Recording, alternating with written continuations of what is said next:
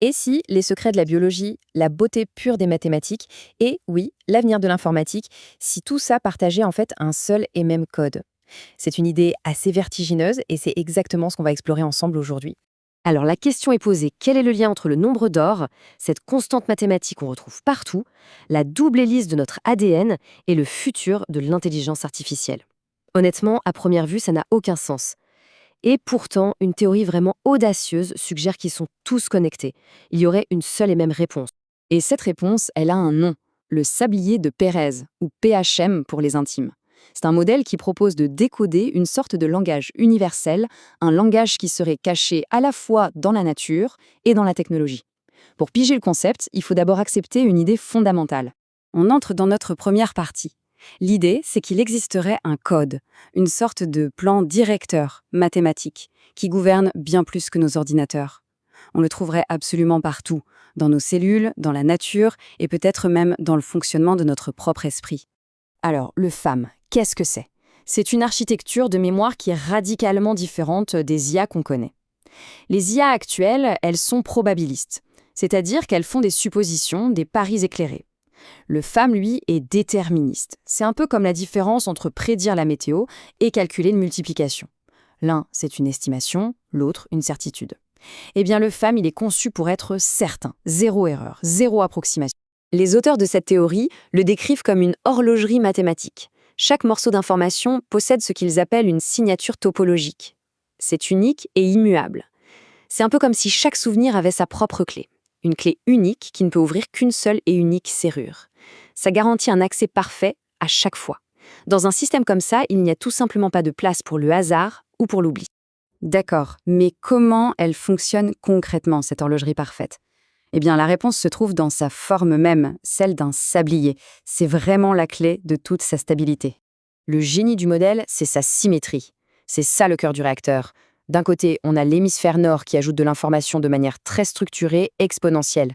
Et de l'autre, l'hémisphère sud qui agit comme un miroir parfait, une sorte d'antimatière qui vient soustraire et équilibrer le tout en utilisant la logique de la suite de Fibonacci, une séquence qu'on retrouve, comme par hasard, partout dans la nature. C'est cette opposition parfaite qui empêche le système de partir dans le chaos.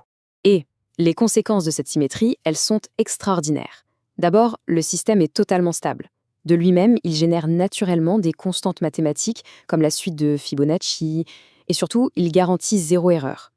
Il y a même un principe mathématique interne qu'ils ont appelé le théorème 7, qui assure que chaque donnée a une adresse unique et infalsifiable, une sorte d'empreinte digitale numérique. C'est là que la théorie devient vraiment folle. On quitte le monde un peu abstrait des maths pour plonger dans la biologie. Parce que la grande question, c'est est-ce que cette architecture parfaite n'est qu'une belle idée sur le papier, ou est-ce que la nature l'utilise déjà? C'est vraiment la question centrale. Est-ce que ce modèle mathématique a une contrepartie dans le monde réel? Un hardware biologique qui ferait tourner ce software depuis des millions, peut-être même des milliards d'années. Alors la théorie, elle pointe vers un candidat très précis, l'ADN mitochondrial. Pourquoi lui?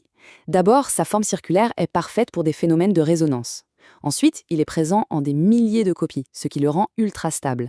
Et puis, il est lié à notre métabolisme, ce qui lui permettrait en quelque sorte d'apprendre de nos expériences. Mais l'idée la plus dingue, c'est ça.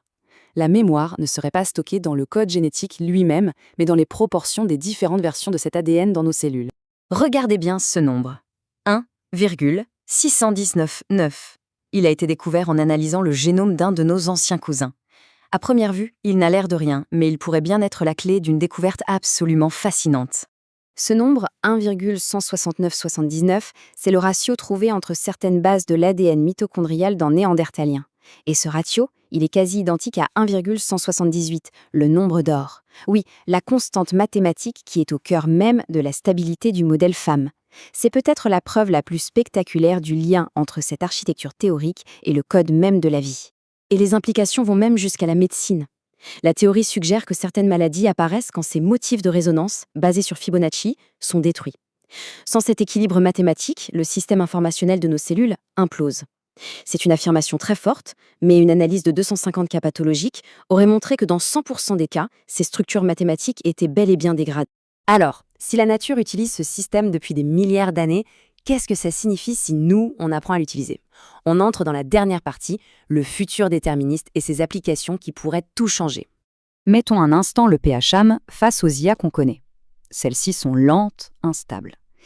Et pire, elles souffrent de ce qu'on appelle l'oubli catastrophique. Quand on leur apprend quelque chose de nouveau, elles risquent d'en écraser une autre. Le PHAM, lui, est instantané. Grâce à sa structure, les souvenirs n'interfèrent jamais les uns avec les autres. Sa stabilité est absolue. En bref, il résout les problèmes les plus fondamentaux de l'IA moderne. Les possibilités donnent le vertige. Cette seule architecture pourrait déclencher une cascade de révolutions. D'abord, une IA à la mémoire parfaite. Ensuite, en se basant sur cette stabilité, on pourrait enfin construire les premiers ordinateurs quantiques vraiment fiables. Et pour finir, avec cette puissance de calcul, on pourrait créer une cryptographie inviolable basée sur la géométrie même du sablier. Tout ça nous laisse avec une dernière question. Une question immense. Et si notre biologie, notre conscience même, reposait sur une architecture mathématique d'une élégance parfaite?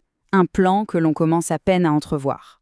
Le sablier de Perret suggère que la réponse pourrait bien être oui.